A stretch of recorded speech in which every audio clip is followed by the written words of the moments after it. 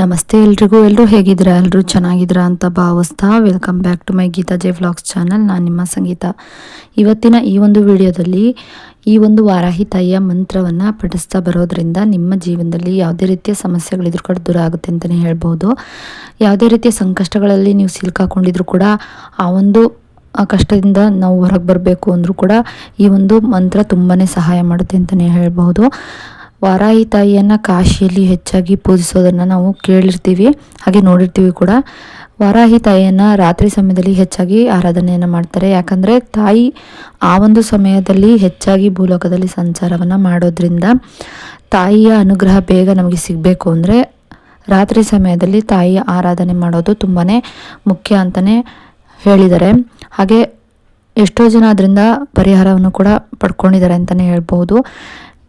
ಕೆಲವೊಂದು ಸಲ ಮನೆಯಲ್ಲಿ ತುಂಬಾ ಒಂದು ಸಮಸ್ಯೆಗಳು ಬರ್ತಾನೆ ಇರುತ್ತೆ, ಅಥವಾ ಒಂದು ನೆಗೆಟಿವ್ ಎನರ್ಜಿ ಅನ್ನೋದು ಹೆಚ್ಚಾಗಿ ಕಾಡ್ತಾ ಇರುತ್ತೆ ಅಂತಲೇ ಹೇಳ್ಬೋದು. ಕೆಲವರು ಮನೆಗಳಲ್ಲಿ ವಾಸ್ತು ಕರೆಕ್ಟಾಗಿರೋದಿಲ್ಲ, ಹಾಗೆ ಮನಸ್ಥಿತಿ ಕೂಡ ಸರಿಯಾಗಿರೋದಿಲ್ಲ, ಏನಾದರೂ ಯೋಚನೆಗಳನ್ನ ಮಾಡ್ತಾನೆ ಇರ್ತಾರೆ. ಅಂಥವ್ರಿಗೂ ಕೂಡ ಈ ಒಂದು ಮಂತ್ರ ತುಂಬಾ ಹೆಲ್ಪ್ ಆಗುತ್ತೆ ಅಂತಲೇ ಹೇಳ್ಬೋದು. ತಾಯಿಯನ್ನು ನಾವು ನಂಬಿಕೆ ಇಟ್ಟು ಆರಾಧನೆ ಮಾಡೋದ್ರಿಂದ ತುಂಬಾ ಒಳ್ಳೆಯ ಫಲಗಳನ್ನು ನಿರೀಕ್ಷಣೆ ಮಾಡಬಹುದು. ಹಾಗೆ ನಾವು ತಾಯಿಗೆ ಸಿಂಪಲ್ಲಾಗಿ ನಾವು ಯಾವುದೇ ರೀತಿಯ ಪೂಜೆಯನ್ನು ಮಾಡಬೇಕಾಗಿಲ್ಲ. ನೀವು ಕೇವಲ ಮಂತ್ರ ಪಠಣೆ ಮಾಡೋದ್ರಿಂದನೂ ಕೂಡ ತಾಯಿಯನ್ನು ಹೊಲಿಸ್ಕೋಬೋದಾಗಿರುತ್ತೆ. ಆದರೆ ಅದನ್ನು ನಿಷ್ಠೆಯಿಂದ ಮಾಡಬೇಕಾಗುತ್ತೆ, ನಂಬಿಕೆ ಇಟ್ಟು ಮಾಡಬೇಕಾಗುತ್ತೆ.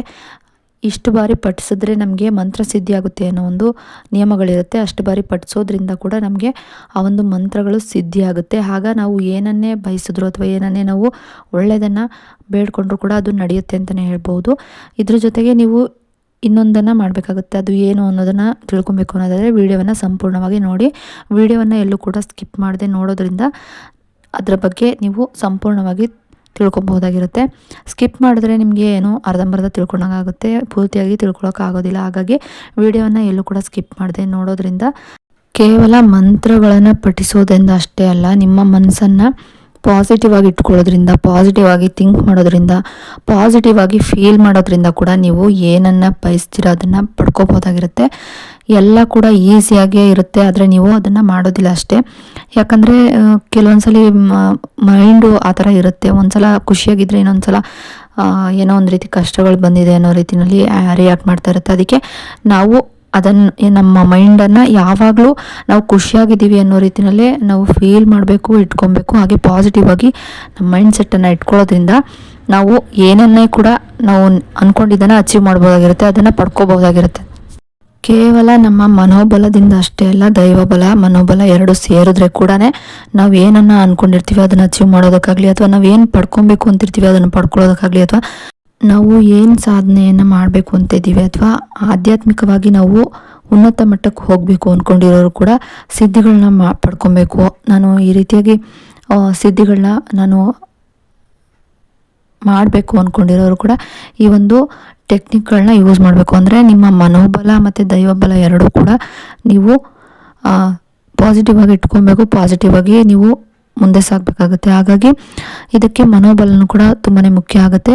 ಜೊತೆಗೆ ಈ ಒಂದು ವಾರಾಹಿ ತಾಯಿಯ ಮಂತ್ರಗಳನ್ನು ಅಥವಾ ಬೇರೆ ಬೇರೆ ರೀತಿಯ ಮಂತ್ರಗಳ, ಅಂದರೆ ಈ ಲಲಿತಾ ಸಹಸ್ರನಾಮ ಅಥವಾ ಭಾಗವತ ಪುರಾಣ ಅಥವಾ ನೀವೇನು ಭಗವದ್ಗೀತೆ ಈ ರೀತಿಯಾಗಿ ಎಲ್ಲ ನೀವು ಓದೋದು ಅಥವಾ ಆ ಮಂತ್ರಗಳನ್ನು ಪಠಿಸೋದು ಮಾಡೋದ್ರಿಂದ ಕೂಡ ಶ್ರದ್ಧೆಯಿಂದ ಅದನ್ನು ಶುದ್ಧವಾಗಿ ನೀವು ಮಾಡ್ತಾ ಬರೋದ್ರಿಂದ ಕೂಡ ಅದು ನಿಮಗೆ ಸಹಾಯ ಮಾಡುತ್ತೆ ಅಂತಲೇ ಹೇಳ್ಬೋದು. ನಿಮ್ಮ ಮನಸ್ಸನ್ನು ಅಥವಾ ನಿಮ್ಮ ಮನಸ್ಥಿತಿಯನ್ನು ಬದಲಾಯಿಸುತ್ತೆ ಪಾಸಿಟಿವ್ ಆಗಿ ಅಂತಲೂ ಹೇಳ್ಬೋದು.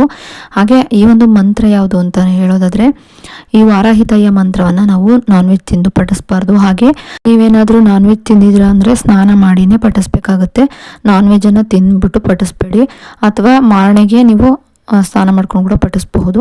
ಇನ್ನು ಹೆಣ್ಮಕ್ಳಾದರೆ ಮುಟ್ಟಂಥ ಸಮಯದಲ್ಲಿ ಸ್ಕಿಪ್ ಮಾಡಬೇಕಾಗುತ್ತೆ. ಒಂದು 5 ರಿಂದ 6 ದಿನಗಳ ಕಾಲ ಸ್ಕಿಪ್ ಮಾಡಿಬಿಟ್ಟು ನಂತರ ನೀವು ಬೇಕಾದರೆ ಶುರು ಮಾಡ್ಬೋದಾಗಿರುತ್ತೆ. ಇನ್ನು ಈ ವಾರಾಹಿ ತಾಯಿಯ ಮಂತ್ರವನ್ನು 21 ಬಾರಿ ಅಥವಾ 108 ಬಾರಿ ಪಠಿಸೋದ್ರಿಂದ, ನೀವು 108 ಬಾರಿ ಪ್ರತಿದಿನವೂ ಕೂಡ ಪಠಿಸೋದ್ರಿಂದ ನಿಮ್ಮ ಮಂತ್ರಸಿದ್ಧಿ ಅನ್ನೋದು ಆಗುತ್ತೆ. ಈ ಒಂದು ಮಂತ್ರಸಿದ್ಧಿ ಆದರೆ ನೀವೇನು ಅನ್ಕೊತೀರಾ ಅದು ನಡೆಯೋದಕ್ಕೆ ತುಂಬಾ ಹೆಲ್ಪ್ ಆಗುತ್ತೆ ಅಂತಲೇ ಹೇಳ್ಬೋದು. ಅದಕ್ಕೆ ಪ್ರತಿದಿನ ಒಂದು ಮಂಡಲದ ರೀತಿಯಲ್ಲಿ, ಅಂದರೆ 21 ದಿನ ಅಥವಾ 41 ದಿನ, ಇಲ್ಲ ಅಂದರೆ 48 ದಿನಗಳ ಕಾಲ ಈ ರೀತಿಯಾಗಿ ಒಂದು ಮಂಡಲದ ರೀತಿಯಲ್ಲಿ ನೀವು ಸಂಕಲ್ಪವನ್ನು ಮಾಡಿಕೊಂಡು ಈ ಒಂದು ಮಂತ್ರವನ್ನು ಪಠಿಸ್ತಾ ಬನ್ನಿ. ನೀವೇ ಚೇಂಜಸ್ನ ನೋಡ್ತೀರಾ ನಿಮ್ಮ ಜೀವನದಲ್ಲಿ. ಹಣಕಾಸಿನ ಅಭಿವೃದ್ಧಿ ಆಗಿರ್ಬೋದು, ಯಾವುದೇ ಒಂದು ರೀತಿ ಸಮಸ್ಯೆ ಆಗಿದ್ರೂ ದೂರ ಆಗುತ್ತೆ ಅಂತಲೇ ಹೇಳ್ತಾ, ಆ ಒಂದು ಮಂತ್ರ ಬಂದು ಹೀಗಿರುತ್ತೆ: ಓಂ ವಾರಾಹಿ ದೇವಿಯೈ ನಮಃ, ಓಂ ವಾರಾಹಿ ದೇವಿಯೈ ನಮಃ, ಓಂ ವಾರಾಹಿ ದೇವಿಯೈ ನಮಃ, ಓಂ ವಾರಾಹಿ ದೇವಿಯೈ ನಮಃ, ಓಂ ವಾರಾಹಿ ದೇವಿಯೈ ನಮಃ, ಓಂ ವಾರಾಹಿ ದೇವಿಯೈ ನಮಃ. ಈ ರೀತಿಯಾಗಿ ಮಂತ್ರವನ್ನು ಪ್ರತಿನಿತ್ಯವೂ ಕೂಡ 108 ಬಾರಿನಾದರೂ ಪಠಿಸ್ಬೋದು, ಅಥವಾ 21 ಬಾರಿನಾದರೂ ಪಠಿಸ್ಬೋದು. 108 ಬಾರಿ ಪಠಿಸೋದ್ರಿಂದ ಮಂತ್ರ ಸಿದ್ಧಿ ಆಗೋದಕ್ಕೆ ತುಂಬ ಹೆಲ್ಪ್ ಆಗುತ್ತೆ. ಇಷ್ಟೇ ದಿನದಲ್ಲಿ ಆಗುತ್ತೆ ಅಂತ ಹೇಳೋಕ್ಕಾಗಲ್ಲ. ನೀವು ಎಷ್ಟು ಶ್ರದ್ಧೆ ಇಟ್ಟು ನಂಬಿಕೆ ಇಟ್ಟು ಪಠಿಸ್ತೀರೋ ಅಷ್ಟು ಬೇಗನೆ ನಿಮಗೆ ಮಂತ್ರ ಸಿದ್ಧಿ ಆಗುತ್ತೆ. ಸೊ ಈ ಒಂದು ವಿಡಿಯೋ ಏನಾದರೂ ನಿಮಗೆ ಇಷ್ಟ ಆದರೆ ಲೈಕ್ ಮಾಡಿ, ಶೇರ್ ಮಾಡಿ, ಕಮೆಂಟ್ ಕೂಡ ಮಾಡಿ. ಇನ್ನಷ್ಟು ಇಂತಹ ವಿಡಿಯೋ ನೋಡಬೇಕು ಅಂದರೆ ನನ್ನ ಗೀತಾ ಜೆ ವ್ಲಾಗ್ಸ್ ಚಾನಲ್ನ ಸಬ್ಸ್ಕ್ರೈಬ್ ಮಾಡ್ಕೊಂಡು ವಿಡಿಯೋ ನೋಡಿ. ಸಬ್ಸ್ಕ್ರೈಬ್ ಪಕ್ಕ ಬೆಲ್ಲೈಕನ್ ಬಟನ್ ಇರುತ್ತೆ, ಅಲ್ಲಿ ಆಲ್ ಆಪ್ಷನ್ ಮೇಲೆ ಕ್ಲಿಕ್ ಮಾಡಿದ್ರೆ ನಾನು ಯಾವುದೇ ರೀತಿ ವಿಡಿಯೋ ಮಾಡಿ ಅಪ್ಲೋಡ್ ಮಾಡಿದ್ರು ಕೂಡ ನಿಮಗೆ ನೋಟಿಫಿಕೇಷನ್ ಮೂಲಕ ಮೊದಲು ಬಂದು ತಲುಪುತ್ತೆ. ಆಗ ನನ್ನ ವಿಡಿಯೋನ ನೀವು ಮಿಸ್ ಮಾಡದೆ ನೋಡ್ಬೋದಾಗಿರುತ್ತೆ. ಇನ್ನು ವಿಡಿಯೋ ನೋಡಿದ್ದಕ್ಕಾಗಿ ಥ್ಯಾಂಕ್ ಯು ಫಾರ್ ವಾಚಿಂಗ್.